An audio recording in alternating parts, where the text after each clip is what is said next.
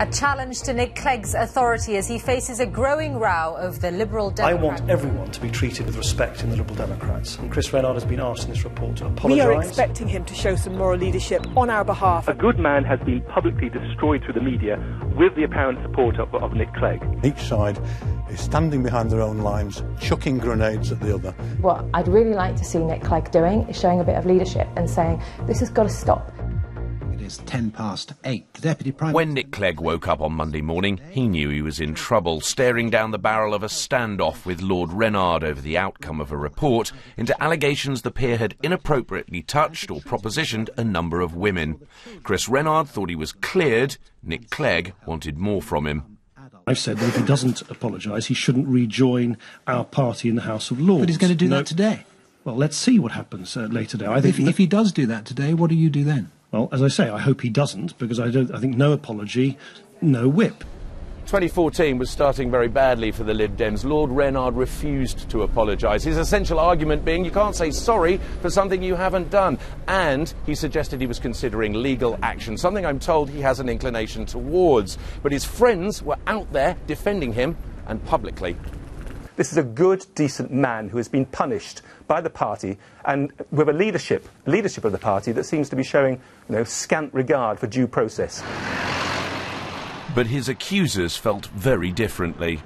It is untenable for the Lib Dems to have a credible voice on equalities and women issues in the future if Lord Rennard was actually allowed to be back on the Lib Dem benches in the House of Lords. Therein lay the problem that exposed the weaknesses of the Lib Dem leader.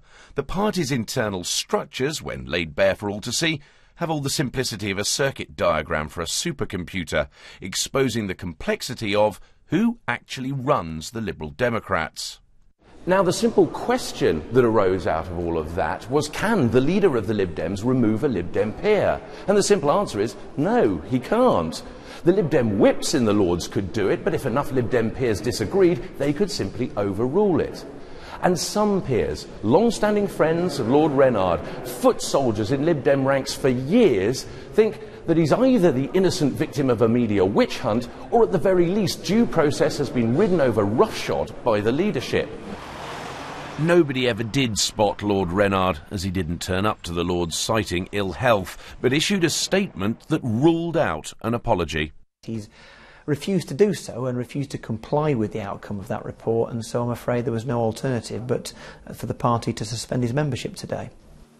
On Wednesday, Nick Clegg met Lib Dem peers, not for a crunch decision, but to discuss the extraordinary prospect of legal action against the party by the man long credited with building its success. The situation was making the party look like a joke. One Tory MP said to one of my colleagues this morning, the funny thing about the Liberal Democrats, you managed to create a whole sex scandal without any sex. And, we can laugh at ourselves, but actually it's rather serious. And it got more serious when an MP who'd resigned the Lib Dem whip last year was suspended from the party over a report into allegations of serious and unwelcome sexual behaviour towards a constituent. All of this leaves the Lib Dems desperately wishing these sagas had been dealt with long ago and would now just go away. Nick Clegg ended the week still party leader. Lord Rennard, once one of their most powerful players, ended the week, for now, no longer even in it.